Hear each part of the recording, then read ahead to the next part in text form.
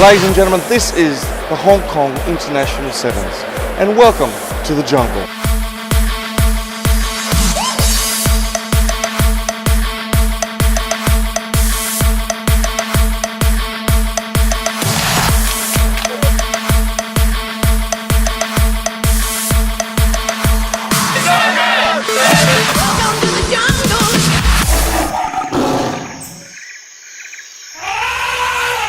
Earlier this year, Rugby Lovers Guide went all the way to Hong Kong to celebrate and film Rugby Week 2018. In these next few episodes of Jungle Rugby TV, we're going to show you selective scenes from this wonderful adventure, starting right now with our visit to the world's largest girls rugby tournament. Ever since we started filming Asian rugby tournaments way back in 2014, we've noticed members of the Hong Kong rugby community participating as well. From Laos to India, these Hong Kong folk have been pouring their talents, time and finances into Asian rugby. Which begs the question, what is it about Hong Kong rugby that leads to such generosity? What is happening there? So I have decided to go to Hong Kong for the very first time to find out for myself. And there is no better time to take this journey than Rugby Week 2018. The week leading up to the legendary Hong Kong International Sevens.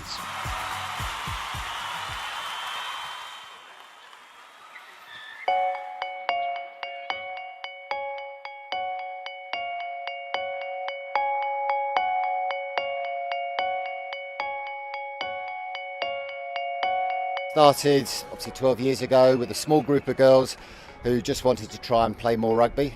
And it's grown from a tournament then of just 110, 120 girls to nearly 800 girls now.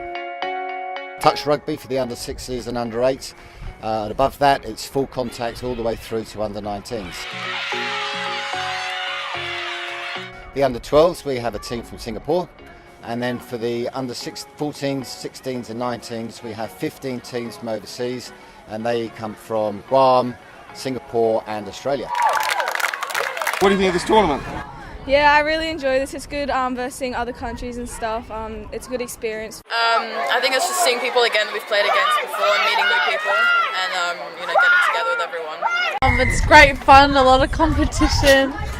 The girls we verse are pretty challenging. Just the experience, really.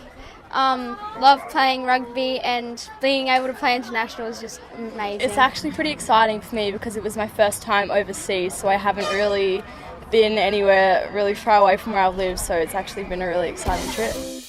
What makes a girls' tournament distinctly different?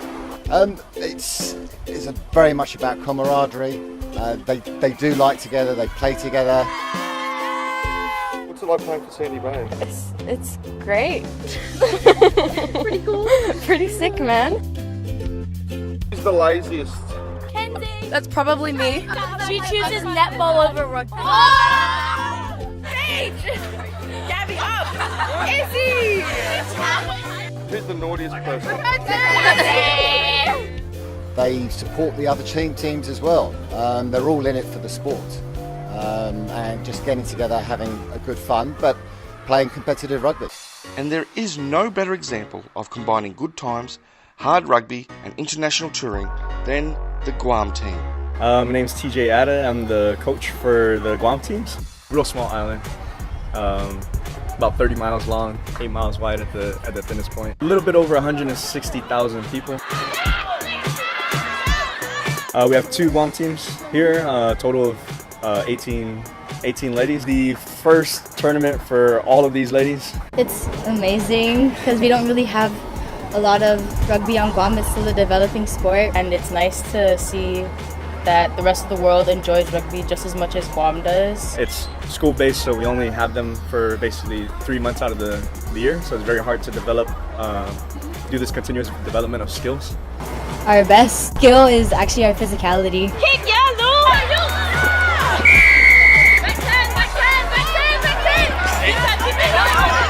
Right here. Oh. Whoa! Let us go for me! Let us go for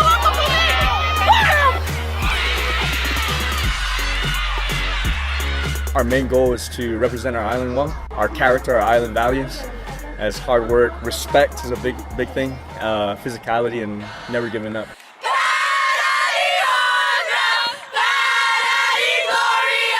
Join a team on Guam, you're like immediately family and they welcome you. And coming out here is a great experience for us because it's like being part of a bigger family.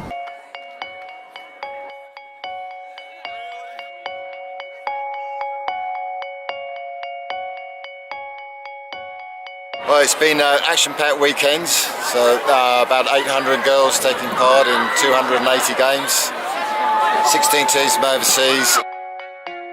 We've gone on a tour, like we've experienced Hong Kong, and now we're playing our favourite sport together against, you know, teams from around the world. So it's actually one of the best experiences I've had, and I'm going to remember it for a long time. Unbelievably hard rugby being played, people having to step up. It's just been a fantastic tournament.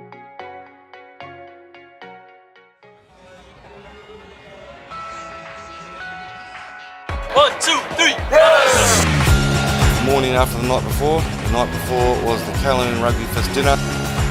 Tried some selected beverages. yeah! Still, you know, we had fun. Everyone played in the right spirit, and you know, it's good to get back together with the boys. I mean, it's always a dream to come to Hong Kong and to play sevens in Hong Kong. It's what it's all about. We're really looking forward again to playing in that great stadium. If you don't put your best side out against Fiji, you're going to get punished. Well done to the Sai-Kong Stingrays on an excellent tournament, and thank you for letting us come along and film. Now, having just seen the girls of Guam strut this stuff, it would be very remiss of us not to give the guys of Guam a bit of a shout out. Following the Division 3 championship victory over both China and Brunei, the Guam national side took to the field against the Filipino residents in Manila.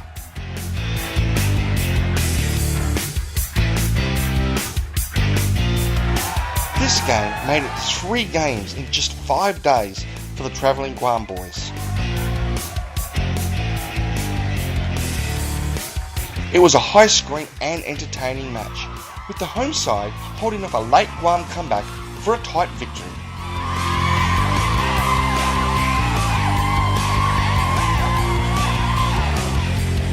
And well done to both sides. Ladies and gentlemen, thank you for tuning in for our 3rd episode of Jungle Rugby TV.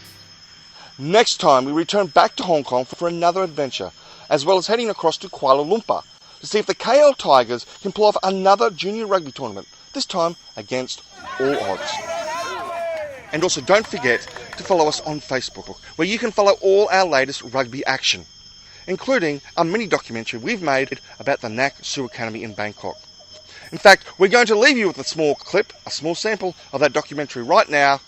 Ladies and gentlemen, this is Jungle Rugby TV, connecting Asian rugby. Delphi, who are the boys playing next? They're playing the Bangkok Japanese. How do you think they're going to go? Oh, I think they're going to do great. In the line! In the line! Yeah, well, I'm part of the Bangor Bell, so the Bangkok Bangers do support Nak Suu a lot. So I just decided to give it a go. What do you think of that one, Coach? Very good. How do you think the boys are going to go today? So first up they got the Jakarta Komodos. My uncle actually started the program and because family and I wanted to do something useful for my life. I just like they're just free, they're open-minded, like they just want to enjoy life. Come on, guys! Unlucky! Attack! I thought these guys were from Jakarta. They look like they're from New Zealand. They look like my little cousins. It's not about size, it's about the heart. It's okay, we'll get there. We're gonna get a try soon. Watch this. Watch this space. So how are you feeling about this game? Very much, KL Tigers. See what they can do. My name is Matthew, I'm from France, and I'm coaching the under-16 Nak Suu for the Bangkok team this year. Come on!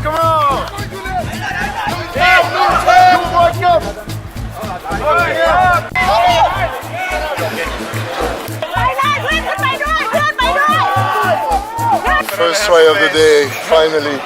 I wish they could have done that first game, second game.